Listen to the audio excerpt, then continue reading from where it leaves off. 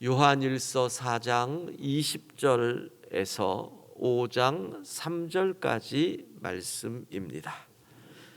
요한일서 4장 20절에서 5장 3절까지 말씀을 교독하겠습니다. 하나님의 말씀입니다. 누구든지 하나님을 사랑하노라 하고 그 형제를 미워하면 이는 거짓말하는 자니 보는 바 그 형제를 사랑하지 아니하는 자는 보지 못하는 바 하나님을 사랑할 수 없느니라. 우리가 이 계명을 주께 받았나니 하나님을 사랑하는 자는 또한 그 형제를 사랑할지니라. 예수께서 그리스도이심을 믿는 자마다 하나님께로부터 난 자니 또한 낳으신 이를 사랑하는 자마다 그에게서 난 자를 사랑하느니라.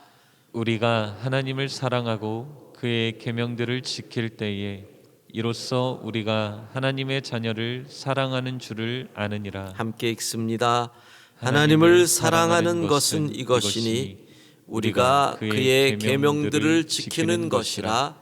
그의 계명들은 무거운 것이 아니로다. 아멘. 예. 자, 형제를 사랑하라. 하나님을 사랑하면 곧 형제를 사랑한다. 두 가지 정도의 질문이 생깁니다.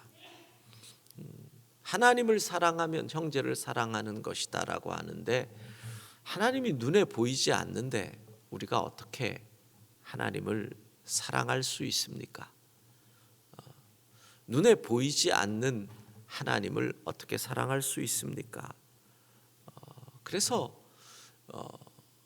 인류의 역사가 시작되면서부터 눈에 보이지 않는 신의 개념은 사실은 없었던 거죠.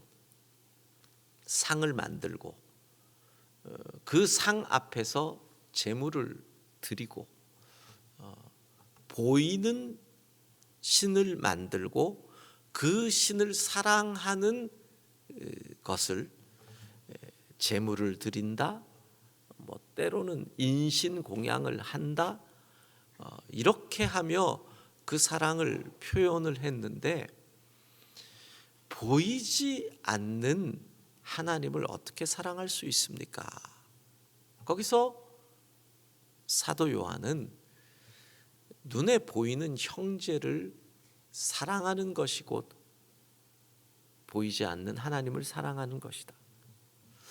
아마 이런 표현은 지금이 아닌 2000년 전의 상황에서는 인류 역사의 가장 뭐라고 할까요?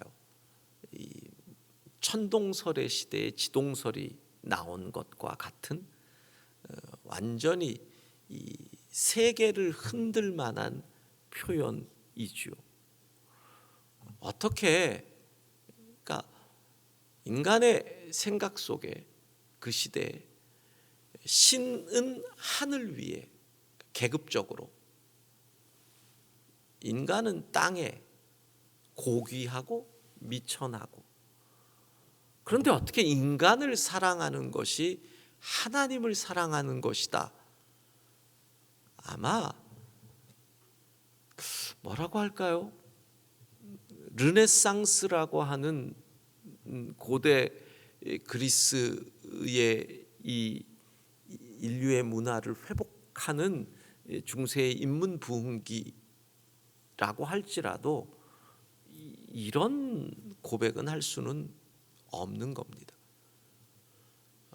형제를 사랑하는 것이 어떻게 하나님 사랑하는 게 될 수 있겠습니까? 깔뱅은 이런 표현을 합니다. 왜 형제를 사랑하는 것이 하나님을 사랑하는 것이 되느냐? 인간이 하나님의 형상으로 창조되었기 때문이다. 그러니까 어떤 사람이 하나님을 사랑한다고 말하지만 자기 눈앞에 있는 하나님의 형상을 무시할 때 그것은 거짓 사랑이다. 이게 종교개혁자 깔뱅의 이야기입니다. 우리가 하나님의 형상으로 창조된 거룩한 존재라는 거죠. 그래서 사도는 5장 1절에 우리의 형제 사랑을 이렇게 표현하는 겁니다. 예수께서 그리스도이심을 믿는 자마다 하나님께로부터 난 자니. 우리가 하나님으로부터 난 자, 여기서 났다라는 말은 그대로 어머니의 뱃속에서 출산했다라는 난 자라는 겁니다. 하나님의 자녀가 되었다. 그런데 또한 낳으신 이를 사랑하는 자마다, 낳으신 이가 누구예요? 하나님, 우리의 아버지 하나님. 그러니까 하나님을 사랑하는 자마다 그에게서 난 자, 형제, 즉 이렇게 얘기하는 거예요. 우리는 다 하나님을 아버지라고 부르는 촌수상의 한 형제라는 거죠. 우리에게는 하나님의 핏줄, 하나님의 형상이 있는 아버지를 하나님이라고, 하나님을 아버지라고 부르는 한 형제를 사랑하는 것이다. 또 하나의 질문이 있습니다. 그러면 우리가 형제를 사랑할 수 있는 것은 결국은 아버지 하나님의 사랑이 우리에게 임했기 때문에 그 사랑을 힘입어 우리는 형제를 사랑할 수 있는 거죠. 똑같은 질문입니다. 눈에 보이지 않는 하나님의 사랑을 우리가 어떻게 느낄 수 있습니까? 그 질문이 나오는 거죠. 눈에 보였을 때 그분의 사랑이 우리에게 임하지, 보이지 않는 하나님의 사랑을 우리가 어떻게 느끼고 체험하고 그 사랑으로 형제를 사랑할 수 있습니까? 사도는 왜 안 보이느냐? 우리는 그분을 보았다, 우리는 그분을 만졌다, 우리는 그분의 가르침을 들었다. 그리고 그분은 우리와 함께 계신다. 하나님의 사랑이 눈에 보이는 것이 예수 그리스도고, 그 눈에 보이는 하나님의 사랑의 절정이 곧 뭐예요? 십자가인 것입니다. 여러분, 사랑이 흔들릴 때는 십자가를 보십시오. 여러분의 믿음이 흔들릴 때는 십자가를 보십시오. 십자가가 바로 하나님의 사랑의 절정입니다. 그런 생각을 합니다. 우리의 사랑과 우리의 믿음이 가장 흔들릴 때가 언제냐? 가장 큰 위기를 만났을 때. 그러면 일반적으로 사람이 임종을 앞두면 거의 하나님을 향한 사랑과 믿음이 흔들립니다. 이제까지 한 번도 경험하지 못한 어떤 미지의 세계로 가는 두려움. 그래서 그런 생각을 많이 합니다. 그때 십자가가 필요한데 교회에서 그런 십자가를 하나 만들었으면 좋겠다, 이런 생각을 합니다. 작은 십자가, 손에 쥘 만한 십자가. 그리고 그 십자가에 이렇게 씁니다. 부활, 소망. 임종을 앞에 둔 부모님이나 임종을 앞에 둔 분에게 그 십자가를 손에 딱 잡게 해줍니다. 어떤 분은 무슨 우상 같은 그런 것을 하느냐? 여러분, 그렇지 않습니다. 왜냐하면 지금 두려움 속에 있는 그런 분들에게는, 임종을 앞에 둔 분들에게 있어서는 십자가가 눈에 보이지도 않잖아요. 내 손에 잡혀 있는 이 십자가의 감촉이 얼마나 큰 위로를 주는지 모릅니다. 얼마나 큰 힘을 주는지 모릅니다. 아, 주님이 나를 이렇게 사랑하셨지. 끝까지, 죽음 이후까지 주의 사랑은 변함없는 것이지, 우리에게 흔들리던 사랑을 붙잡아 주는 겁니다. 여러분, 오늘 저는 이 십자가를, 특별히 사순절을 맞이해서 이 십자가를 성도들과 함께 묵상하기를 원합니다. 그래서 자료를 찾다 보니 우리 설마가 나에게 왔다. 많이 사셨는데 우리 박아모스 선교사님의 책을 읽다가 십자가에 관해서 연작으로 쓰신 시들이 생각이 났습니다. 그 시 가운데 제가 몇 개를 읽어드리겠습니다. 십자가는 어떤 것인가? 십자가는 어떤 것인가? 우리에게 무엇인가? 십자가는 떠나는 것이다. 이 시의 마지막 두 줄입니다. 십자가는 이 땅을 떠나는 것이다. 모두 다 버리고 맨몸으로 하늘의 새처럼 매달리는 것이다. 우리 주님이 십자가에 달리신 모습, 모두 다 버리고 하늘의 새처럼 매달린 것이다. 십자가는 내려가는 것이다. 나보다 낮은 자가 없는 데까지 내려가는 것이다. 아무도 보이지 않는 저 꼭대기까지.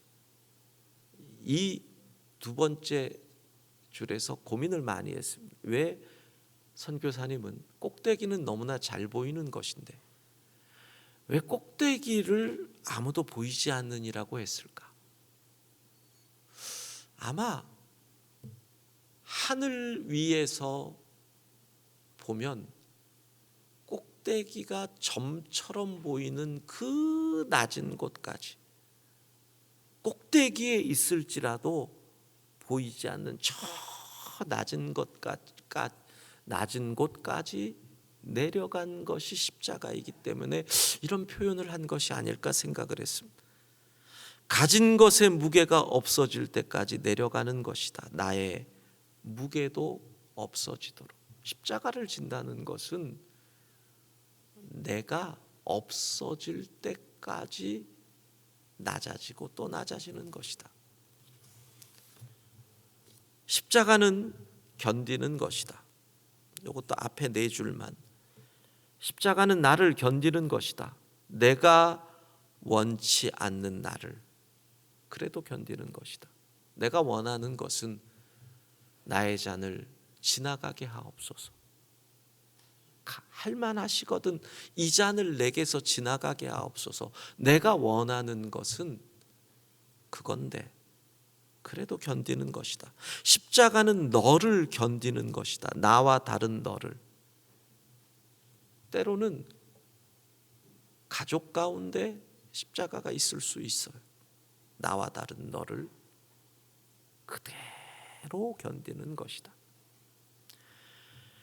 십자가는 져주는 것이다. 십자가는 져주는 것이다. 내가 지지 않아도 되는 사람에게도 져주는 것이다. 아버지가 자식에게 져주는 것이다. 이길 수 있지만 자식을 위해 져주는 것이다.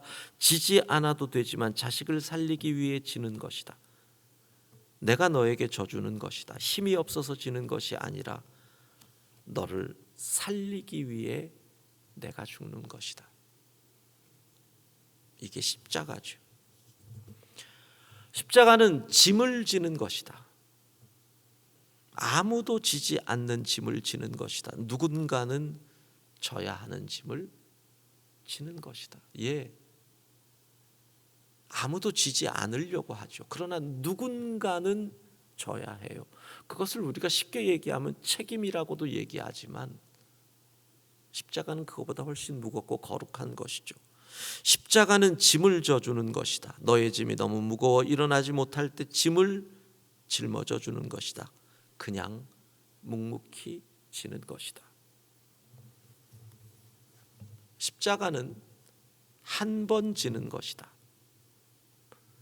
십자가는 산 자가 지는 것이다. 죽는 것이다. 죽은 자는 십자가를 질 수 없다. 십자가는 한 번 지는 것이다. 모든 것을 다 버리는 것이다. 다 버린 자는 더 버릴 것이 없다. 한 번 생명이라는 거죠. 마지막입니다. 십자가는 특권이다. 누구에게나 십자가가 있다. 누구나 십자가 지지는 않는다. 십자가는 선택이요 결단이다. 예, 주님을 따르는 우리 모두에게 십자가가 있지만 누구나 지지는 않아요. 아무든지 부름과 초대는 받았다. 아무나 십자가 지지는 못한다. 십자가는 특권이요 영광이다. 여러분, 형제를 사랑하는 것이 왜 이렇게 힘든 줄 아십니까? 십자가라서 그렇습니다. 예수 그리스도께서 십자가를 지는 게 주님은 왜 힘드셨을까요?